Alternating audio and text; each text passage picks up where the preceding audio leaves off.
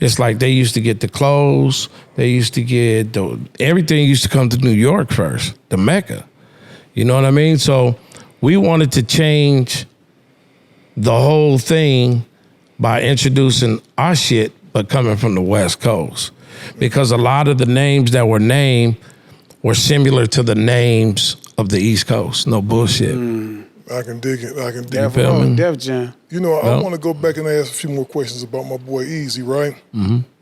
So Eazy goes through this big turmoil. Everybody leaving. Everybody bounced pretty much. Mm-hmm. You and him had a really good relationship. Absolutely. Did that impact you any? Did you, like when that whole riff happened, where was you at with everything?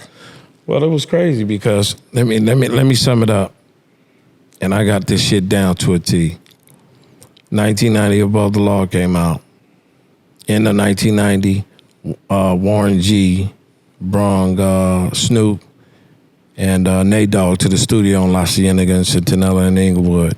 Prior to that, in 89, Warren G and myself used to stay with Hutch in Colton, California, apartment 187 Cottonwood Ranch.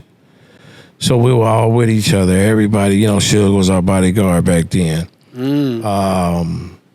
We used to hook up. I mean, I got my first cars from Suge in 89 and Ron Brown. They used to play for the Rams and shit. So, you know, but it's a trip. How just everything just transpired after, you know, Snoop and everybody auditioned for Hutch, actually, Above the Law, because they was going to put their record out. A lot of people don't know. Snoop talked about it. Snoop was going to be a Ruthless artist. But because I was signed and had contractual obligations to him, he had to wait. You know what I mean? So we created something called Black Mafia Life. And you got to realize, you know, everybody was influencing everybody, Steel Sharp and Steel. You know, a lot of people say it was bid, it was this and that. You know, Hutch showed and Above the Law and Kokane was influential to NWA and Dr. Dre and Snoop and everybody else. And they were too to us. You know, so it's a trip to see how the revelation of those two, I would say, not brutal, because Biggie and Pac shit was brutal. They're not here. So we were going to leave Ruthless Records, Above the Law and Kokane. Wow. Because of the contracts was fucked up at that time. Jerry? That was Jerry. Oh, wow. Real talk. They were double dipping. You sell records over here and we ship 300,000 international, all that shit. So we were tight. Dre didn't have to leave. Dre wanted to leave, you know, because he seen Cube leave. The poison has been spread, and I can't fault him because the paperwork wasn't correct. People wasn't getting published, let me tell you, and all that shit. And we rekindled our business relationship with Eric because we loved the brother so much because he gave us an opportunity of a lifetime.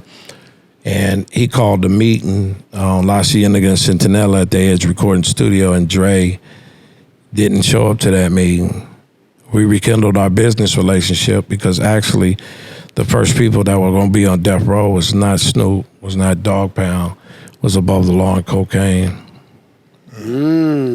But we backed out of the deal. To stay with E. And to stay with E. And at the time I had obligations with Ruthless. And at that time, months passed, Warren G took Snoop and Nate Dogg to a barbecue, whatever they was having, playing the music. Dr. Dre called Hutch and said, I know you're working with Snoop, man. I want to put some shit on him. Hutch said, go ahead, man. He's a dope freestyler. I'm working on Kokane shit. That landed the deal because Hutch gave Dr. Dre the blessing for Snoop Dogg. Back then. That's dope. So we were listening to some shit, and even at the same time, we were at a party, because it was all homeboys, even when the breakup happened in 91, and we was at this function, right? And we was playing Black Mafia Life. I'm not bragging, just you know, some of the shit. And Dr. Dre was like, hey, Hutch, man, what's that shit y'all call y'all shit, man? That shit hard. Hutch was like, nigga, we call it G-Funk, nigga. This our shit. He's like, nigga, y'all gonna win on Dre. Nigga, y'all gonna win on that. Gangster Chronicles, we gon' tell you how it goes. If I lie, my nose will grow like Pinocchio. We gon' tell you the truth and nothing but the truth.